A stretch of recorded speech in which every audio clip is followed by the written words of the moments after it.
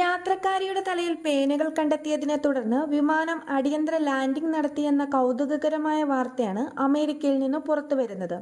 Loss ഏഞ്ചൽസിൽ നിന്ന് ന്യൂയോർക്കിലേക്കുള്ള American airlines വിമാനമാണ് അരിസോണയിലെ Phoenix അന്താരാഷ്ട്ര വിമാനത്താവളത്തിൽ ഇറക്കിയത്. ടിക്ടോക്ക് താരമായ ഒരു യാത്രക്കാരനാണ് നേരത്തെ നടന്ന സംഭവത്തെക്കുറിച്ചുള്ള ഈ വിവരങ്ങൾ പങ്കിട്ടിരിക്കുന്നത്.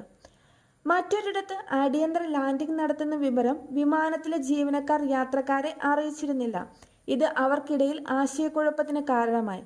എന്താണ് സംഭവിക്കുന്നതെന്ന് അവർക്ക് മനസ്സിലായിരുന്നില്ല. വിമാനം ലാൻഡ് ചെയ്ത ശേഷം മറ്റ് യാത്രക്കാരുമായും ജീവനക്കാരുമായും സംസാരിച്ചപ്പോഴാണ് അടിയന്തരമായി ലാൻഡ് ചെയ്തതിന്റെ കാരണം വ്യക്തമായത്. ഒരു സ്ത്രീയുടെ തലയിൽ പേൻ കണ്ടതോടെ അടുത്ത സീറ്റിലിരുന്ന 2 സ്ത്രീകളാണ് വിമാനത്തിലെ ജീവനക്കാരെ വിവരം അറിയിച്ചത്.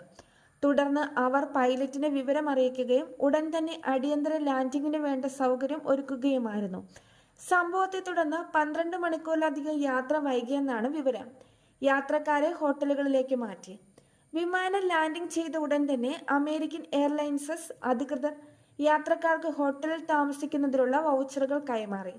ആരോഗ്യ അടിയന്തരാവസ്ഥ കാരണം വിമാനം വഴിതിരിച്ചിടേണ്ടി വന്നു എന്നാണ് വിമാന കമ്പനിയുടെ ഔദ്യോഗിക അറിയിപ്പ്.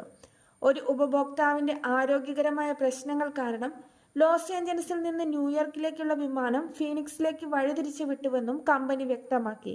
യാത്രക്കാരെ പിന്നീട് ന്യൂസ് ലോഞ്ചസിൽ എത്തിച്ചു.